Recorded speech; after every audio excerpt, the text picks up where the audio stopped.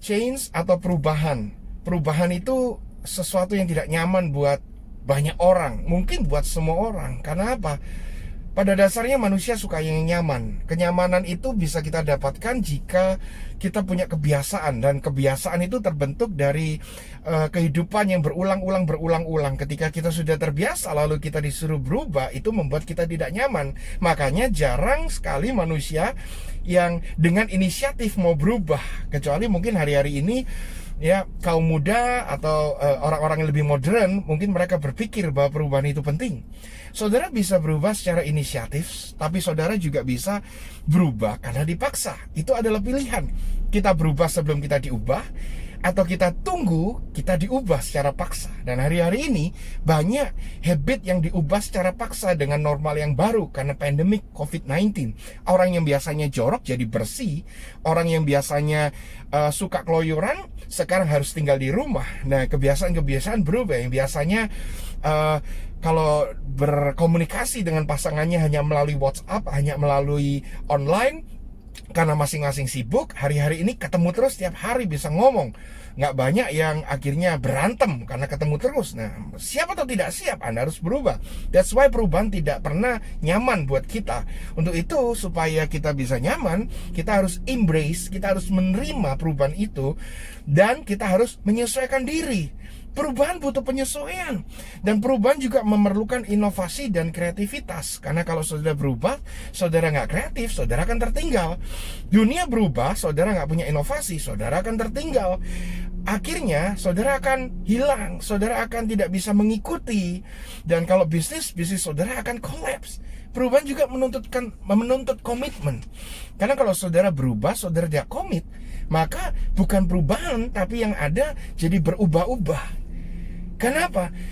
Karena saudara nggak komitmen, nggak dikerjakan sungguh-sungguh sampai membuahkan hasil. Begitu diubah, saudara bingung, saudara berubah lagi. Begitu saudara berubah, saudara pikir, wah ini kayaknya nggak benar, saudara berubah lagi. Padahal perubahan itu membutuhkan waktu untuk penyesuaian, membutuhkan waktu untuk menerapkan kreativitas, sehingga membutuhkan komitmen untuk melihat hasil yang nyata.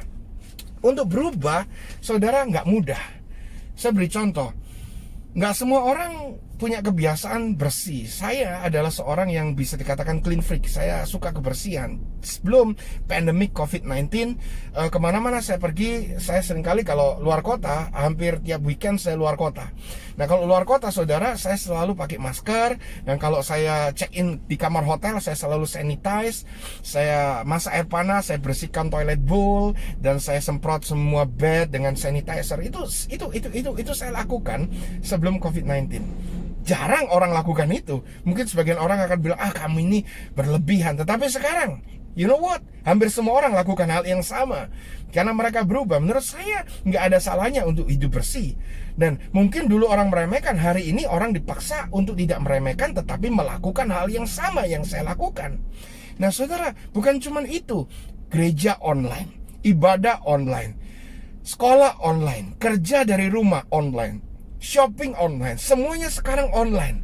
Jadi kalau saudara dari sebelumnya saudara sudah siap akan online, maka saudara tidak punya masalah. Tapi kalau sebelumnya bisnis saudara tidak siap untuk masuk ke era online, atau saudara tidak siap bekerja secara online tanpa diawasi, bekerja di rumah, saudara akan bermasalah. Pekerjaanmu akan berantakan.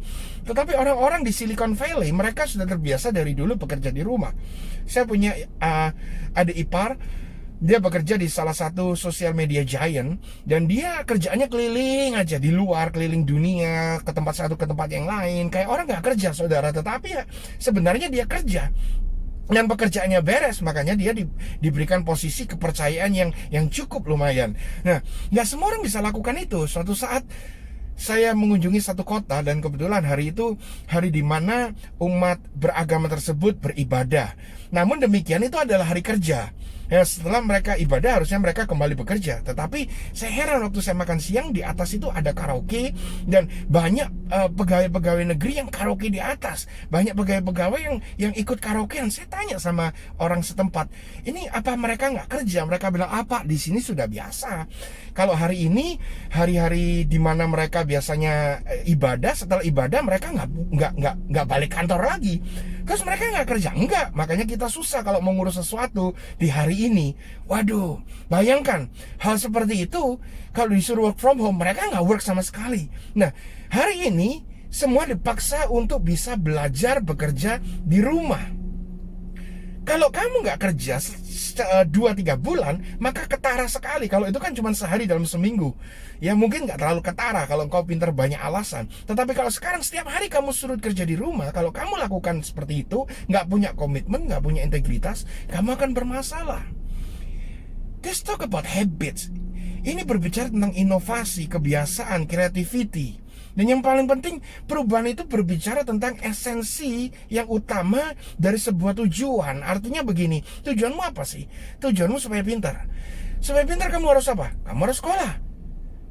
Bagaimana kalau saya bisa pintar menyamai orang S2, S3 tanpa sekolah? Go ahead, engkau gak mungkin, mungkin engkau tidak perlu sekolah. Tapi apakah bisa tanpa sekolah engkau bisa sepandai orang S2, S3?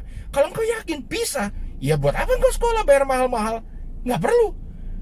Tapi kebiasaannya harus sekolah. Ya kebiasaan itu kalau engkau bisa lakukan tanpa sekolah, lakukan. Tapi sayangnya saya yakin engkau nggak bisa. Makanya engkau harus sekolah. Sama banyak hal di dunia ini. Kenapa kamu lakukan itu? Karena aturannya begini. Kenapa kamu lakukan itu? Karena kebiasaannya begini. Kalau memang ada sesuatu yang lebih baik, kenapa engkau nggak lakukan kebiasaan yang lebih baik? Engkau nggak buat aturan yang lebih baik? Nggak mungkin kau nggak sekolah, engkau harus sekolah. Oke, tapi sekolah engkau bisa lakukan lebih baik. Sekolah di kita cuman mencatat, menghafal. Kenapa kamu harus catat? Kalau ada fotokopi, kamu bisa berikan silabus, kamu bisa belajar dari silabus, itu menghemat waktu untuk mencatat. Iya kan? Bukan berarti kamu harus sekolah, terus kamu sekolah dengan cara yang nggak efisien. Rubah aturan itu. Perubahan itu penting. Saudara, begini. Back to the point, why we change. Di dalam Pengkhotbah 1 ayat yang 8 dikatakan begini. Segala sesuatu itu menjemukan, sehingga tidak terkatakan oleh manusia. Mata tidak kenyang melihat, telinga tidak puas mendengar. Apa yang pernah ada akan ada lagi, dan apa yang pernah dibuat akan dibuat lagi. Gak ada yang baru di dunia ini. Tidak ada sesuatu yang baru di bawah matahari, kata Tuhan. Ayat yang ke-10, adakah sesuatu yang dapat dikatakan, lihatlah ini baru? Tidak ada. Karena semuanya itu sudah ada sejak dulu, sebelum kita ada. Basically di dunia semua ini gak ada yang baru. Cuman caranya yang baru. Gak ada sesuatu yang baru. Apa yang ada hari ini dulu pernah ada. Tentunya saya tidak berbicara tentang teknologi dan segala sesuatunya, tetapi maksud saya adalah tujuannya. Kalau saudara lihat apa yang terjadi di dunia ini, dulu pernah terjadi. Saudara, apa yang mewabah hari-hari ini, penyakit, itu nggak ada, bukan timbul sekarang, dulu sudah ada. Maka itu Tuhan selalu membuat umatnya, Tuhan ingin selalu membuat umatnya menang dalam peperangan. Tetapi strategi yang Tuhan lakukan selalu berbeda. Tuhan selalu memakai tokoh yang berbeda dalam tujuan yang sama. Karena Tuhan suka perubahan, bukan dia suka berubah-ubah, dia suka creativity. Perjanjian lama dengan perjanjian baru itu formatnya beda, tetapi tujuannya sama. Apa tujuannya? Keselamatan. Change is for the better. Tuhan mau kita berubah untuk lebih baik. Tuhan suka kreativitas. Kalau dunia ini, bayangkan sejak Adam gak berubah, bagaimana dunia kita? Saudara, opsinya begini, engkau mau berubah atau engkau dipaksa untuk berubah? Do you want to change or be changed? Saudara, manusia suka memuja budaya dan agama dan seterusnya karena itu sebagai kebiasaan yang mewakili ego, bahkan gak sedikit yang mewakili pride dan kesombongan mereka. Coba usik budaya manusia, mereka pasti marah. Kau usik agama mereka, kau bisa masuk penjara, atau bahkan di negara lain kau bisa dibunuh. Tapi hari ini kau lihat, semua tempat agama di mana mereka beribadah kosong. Kau mau salahkan siapa? Salahkan Tuhan? Nggak mungkin. Kenapa? Saudara, keadaan ingin memberitahu kepada kita, tidak ada satupun yang dibuat manusia itu kekal. Semuanya bisa berubah. Jadi andalkan Tuhan, embrace change, terima perubahan, dan Tuhan akan memberikan kau hikmat, bukan hanya untuk bertahan dalam perubahan, tetapi untuk melakukan perubahan-perubahan yang hebat, sehingga engkau bisa menang di dalam perubahan ini. Tuhan memberkati.